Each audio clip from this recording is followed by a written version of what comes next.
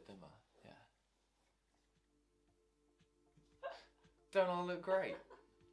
Lighting, amazing. That's it. So I'm Sam, and we've got Holly behind the camera, and she's going to be talking to you in a minute. Thank you for clicking on this video. You've either joined because you are thinking about installing a ladder to your van, or you are supporting us, so we appreciate that as well. So thank you and welcome to the video. Before we get into the video, here's a little B-roll sequencey thing that I did. It's not my best work, but there will be better ones in the future, so enjoy this one whilst you can and wait for the new ones as they get better.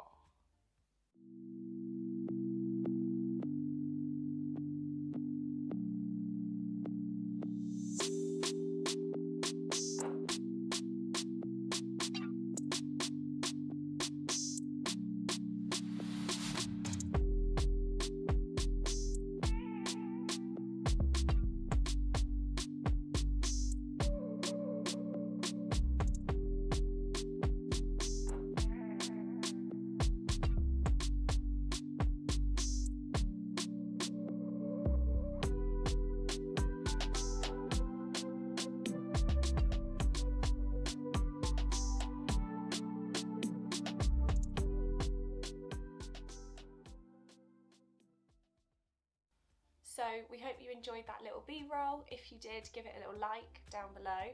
So why would you need a ladder, or why would you want to get a ladder? So if you've got a bigger van, obviously you need a ladder to get up on top of the van because it's a big van like a Sprinter or something. If you've got storage on top of the van, you need to get to it. If you've got solar panels to clean the top of the van, or if you just want to get up on the van and lay and look at the stars, that's another reason as well. Do you need a ladder to do all these things? No, not necessarily. But do you need a ladder to do them safely? Yes, definitely. Which leads me perfectly onto my next point of why we decided to get the ladder.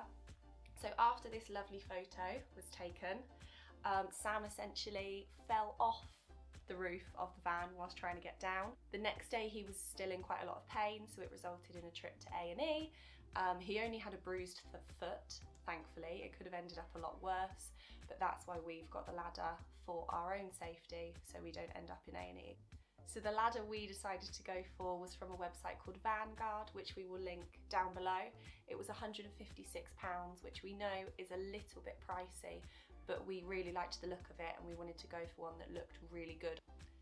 There are cheaper options out there though, if you want to save a little bit of money, so just have a look online. So if you're still interested in installing a ladder on your van, I'll just go over a few things that we noticed whilst installing it. So we were following the instructions and it said to do it a certain distance from the bottom of the door, and this has resulted in the ladder setting off one of the reversing sensors, which I will sort out, but when it comes to you installing it, maybe that's something to look out for, and placing it a little bit high. It's just something I never considered when we drilled the holes. So for the holes that you're drilling, obviously you're going to deburr them, and then we touch them up with some hammerite paint that we had from previous stuff, and that's just to give it a little bit extra protection. And then even more protection is that we sealanted all of the joints so that no water can get in there. Also, when drilling the holes, if you drill one hole and then get a bolt in, then before you mark the other hole out to drill, you can position the ladder where you think is best to make it straight. I found that it's easier to do this by eye because there's a lot of curves on vans and you can't really tell what is straight when you try and use a reference like that. So that's it about the ladder. So I hope you enjoyed watching it, and that's helped you decide whether you're going to get it or not, and a little help on when you go to install it if you do decide to go for one. So whilst we were doing the installation for the ladder, we also did another job, and that was just putting the hole in for the electrical hookup. So here's two suggested videos for you to watch if you want to watch more from what we've already got. We've got a lot planned on the van coming up, so there should be more videos coming your way very soon after we've got all the build done, which is a bit more focused at the minute. But yes, see you in the next one. Bye.